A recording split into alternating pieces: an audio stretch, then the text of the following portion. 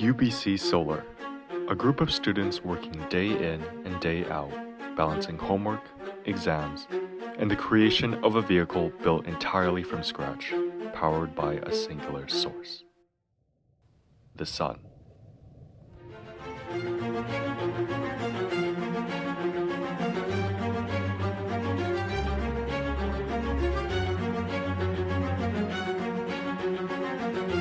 Next up is number 26, University of British Columbia.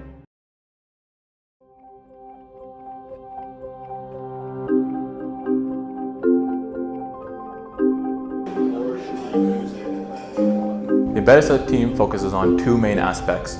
First is on-car data acquisition, telemetry, and controls, like for example our motor, as well as off-car data processing used for like visualization and storage, especially like during comp or before comp when we want to see our car's data live.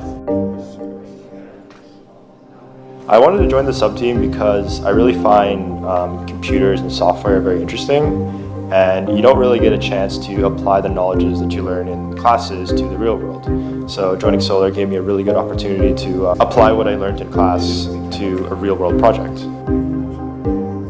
Okay, so funnily enough, I actually thought I was going to be on the strategy team, and because I like software a lot. But when I came to like the first Saturday meeting, I saw that I was under the embedded sub-team slide, and I was like, whoa, okay, this is not what I was expecting. But quickly, like a month in, I realized that I love embedded a lot more, and that's because of its low-level connections with electrical engineering and hardware, as well as the software components of it as well. I think one of the biggest accomplishments compared to Daybreak is our fully working telemetry system. Previously, we weren't able to collect as much data from Daybreak, but on Brightside, we had a working telemetry system, so we were able to see lots of data from the car and then actually make decisions in real time. I'll definitely talk about our time right before competition, probably like a month and a half before it, where there was this huge rush of just progress because we realized that we were lacking a little bit. And the countless hours that like we all spent to make the car work and even just surpass our goals, right? For example, we didn't expect to have regenerative braking right before competition, but we made it happen, right? And you know, I think that FSGP went super well, 6th out of 24th. And what was really exciting was the fact that we qualified for the first time for ASC. And so that made me really happy that I got to contribute my first year on a team that got to also have its big first time qualifying for ASC.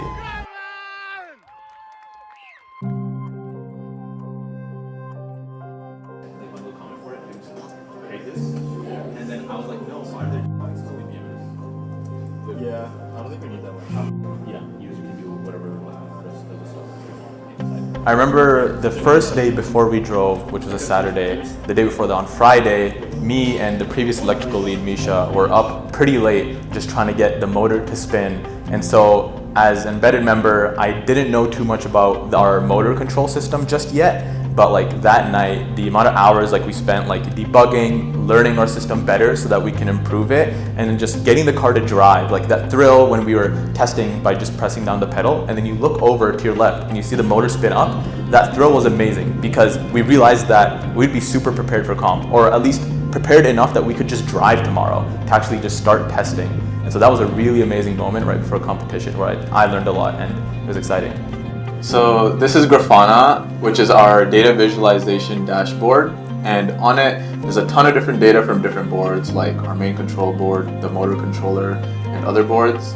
Importantly, there's things like regen current and our speed, which were super important before competition because we actually found out that we needed to get a certain speed before regen even became active.